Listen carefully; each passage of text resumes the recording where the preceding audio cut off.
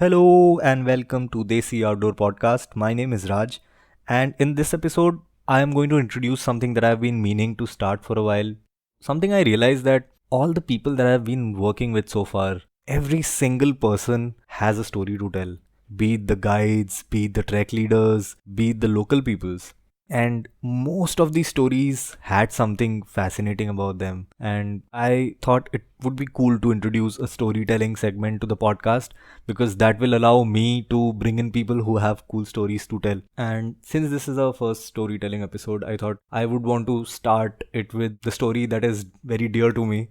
It's a story from my trek Goichala that I led last year in October 2019. I led two batches of Goichala. That entire month was so overwhelming for me. And it took me a while to wrap my head around all the events that happened within the span of 30 days. And I never really wrote about it anywhere. So I thought maybe this is the chance where I should talk about my entire story. So I hope you like the story.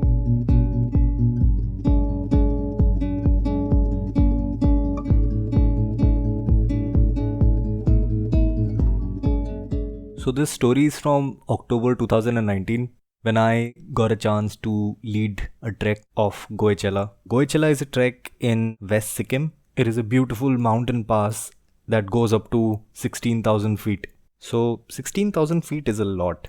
And a lot of people told me that it's a very challenging trek because you gain a lot of altitude in different days. And it's a 9-day trek, okay? So when my trekkers arrived, I briefed them about the challenges and how seriously things and safety had to be considered when we are doing this trek.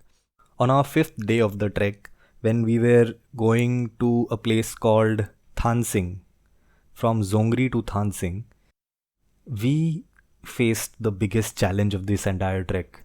So while we were going to our campsite, there's a huge bridge that needs to be crossed in order to reach there. And the trek we had was a running campsite. So running campsite means every day we have to pitch in our tents, set up our kitchen, do our stuff. And as we are moving to the next campsite, we have to pack everything back again, load it on the mules or the yaks, and then again take it forward to the next campsite. So in this trek, we had around 22 yaks with us that were carrying all of our stuff. So usually how it goes is that the yaks go in the front and then you are walking behind with the team, and eventually your team will reach the campsite first, set up the camp, and you will reach with your trekkers behind them eventually. So what happened is when they reached the bridge first, they tried to cross it, and it was a very weak bridge.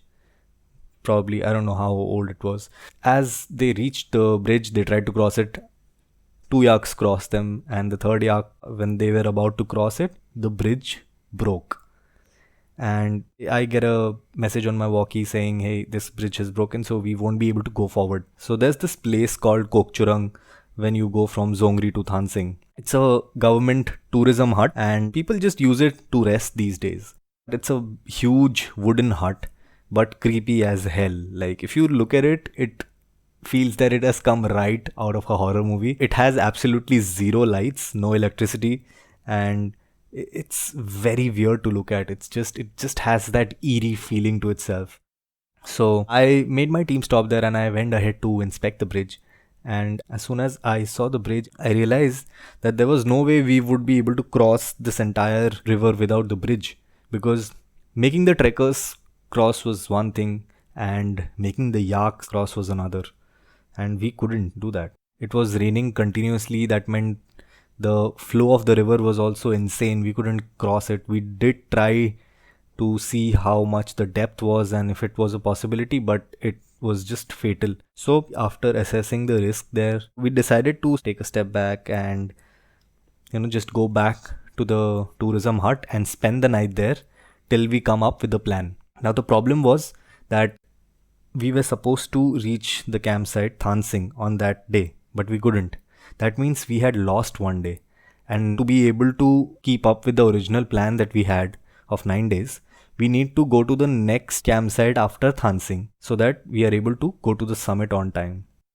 Asking for help from Sikkim was also not a possibility, because even for that you have to go back for like 7-8 hours, then hope that you are able to make a connection with somebody, then at least they will take 2 days to, just pull the entire thing, because you have to get wood, you have to build the bridge. So that was not a possibility that we could, look at.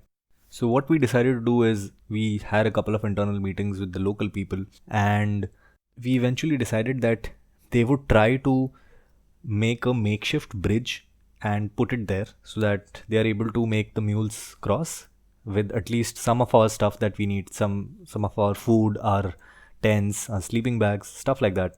Meanwhile, on the other side, we would put in ropes and try to make our trekkers cross that way. So we asked all of our trekkers to keep back the unnecessary stuff at the tourism hut and only take what they needed for the next 2 days, because we were going to come back to the same hut again. So we packed our bags accordingly. We left most of our stuff in the tourism hut and we crossed the bridge. While we were crossing the bridge, all the local people, they came together. They moved a couple of huge ass rocks that divided the course of the river.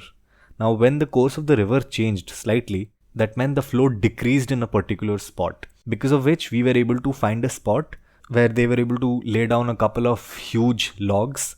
I think 3 logs did the trick, and they were able to somehow use it to make the yaks cross to the other end of the river. So that is how we kind of did the entire thing. So we covered the lost distance, lost time, and the next day we reached to the next campsite, and then we were able to go for the summit. Now, the second batch that I was supposed to lead. So I tell my team this story that this had happened in the previous batch. The bridge broke down and we had to do a lot of stuff to be able to do the entire trek. So this time we were prepared for it, and also the makeshift bridge from the previous batch was already there this time. So everything was set. We were able to go to the summit. Everything was just fine. When we were coming back from the summit and we reached the same exact spot where the bridge had broken. So one of my trekker, she wanted to have lunch, and I said, okay, since we are almost done for the day, we took a pit stop there and I let them have their lunch, and I just went a little sideways and I went near the bridge, and I was just sitting there and thinking about what exactly had happened the last time, and I was in so much pressure and so much was happening. Within 30 seconds, one of my team members was shouting my name and running to me. And Kokchurang is at 12,000 feet. So even if you are running for like 10 seconds, you'll start falling short of breath. So I can see her falling short of breath, and she's like, Raj, medical emergency. It's a medical emergency. My mind started racing. I thought everybody was sitting next to a river. I hope nobody has fallen into the river or something like that. I rushed back to the site and I see all of my trekkers are safe. All of my trekkers are there. But I see this man who is lying down in front of the bridge. And there were 3 men. I went to them. I asked what's the situation like. So they said he just collapsed. So I immediately check his oxygen. His oxygen was around at 50% saturation, if I remember correctly. I immediately take out my oxygen cylinder. I put him on oxygen. We tried stabilizing him for a while there in the outdoors, but since it wasn't happening and we spent a lot of time doing that, so we took the call of taking him back to the Kokchurang hut where our team was staying. So we called up a couple of team members. They lifted him up and took him back to the Kokchurang hut. Now once we were back at the hut, we spent around 4 hours to stabilize him. We gave him all the medicines that we had, and I had 2 more people from my team who helped me out, and the 3 of us were able to stabilize him. So after he got stabilized, one of my trekkers happened to find a doctor nearby who was also trekking. So the doctor came in, he checked him up, and like by the time the doctor came in, he was already stabilized. So that was a good thing. Of course, the doctor wanted him to go down as soon as possible, but he was in no condition to walk, honestly, and they did not even have a stretcher. So they somehow made a makeshift stretcher out of wood, and they took about 2 days to reach back to Sikkim, and he was taken to a hospital. He got the treatment that he needed, and today we are friends on Facebook. Yeah, so that was that. So it was a very scary experience all in all. After I came back, I did a little research about what happened, because to me it was a little uncanny and hard to believe that both of my batches had an issue, and that too at the exact same spot. And I kind of started hating that place.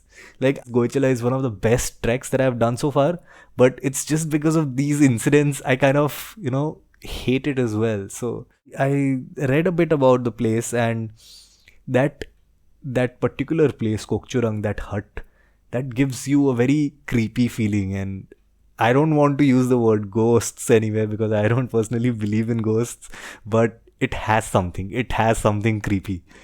So even if when you go in the hut and just take a look at the walls around this entire hut, there are so many things written on the wall. I think everybody who comes and stays there in the hut writes something as a souvenir, or I don't know why. When you don't have lights around and you see all these inscriptions on the wall, so it's creepy.